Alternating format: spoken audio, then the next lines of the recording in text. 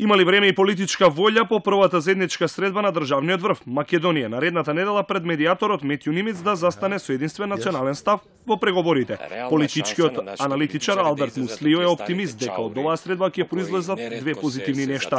Представниците на политичките партии ќе излезат од старите чаури, а во јавноста нема повеќе да се пласираат невистини и да се подгреваат емоциите. Овој формат им дава реална шанса на нашите политичари да излезат од тие старите чаури во кои неретко се затвараат и наместо да го подпомогнат процесот, независно од нивните ставови, да го помогнат и овој процес кој е круцијално битен за нашата држава да помине на најдобриот можен начин, да не се дигаат тензиите кај граѓаните, непотребно за дневно политички потреби, секако дека грижата, тензиите, емоциите се вклучени во процесот. Една од целите на координативната средба е владата да ја запознае опозицијата со предлозите на Нимиц од 17 овој месец во Њујорк.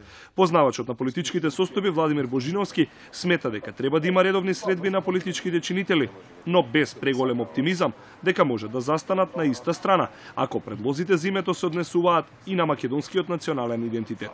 Многу е сензитивно прашањето, треба малку да се намали со оптимизмот.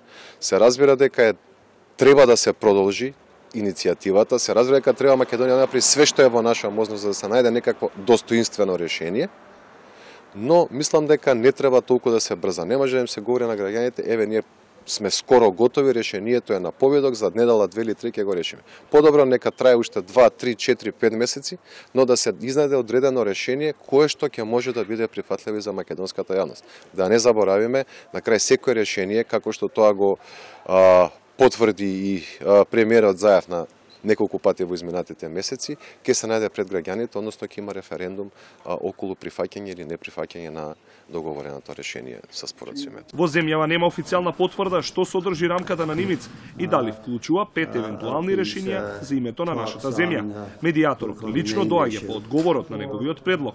Прво ќе престојува во Атина на 29 и 30 овој месец, пошто треба да го очекуваме во Скопје на 31 јануари и 1 февруари.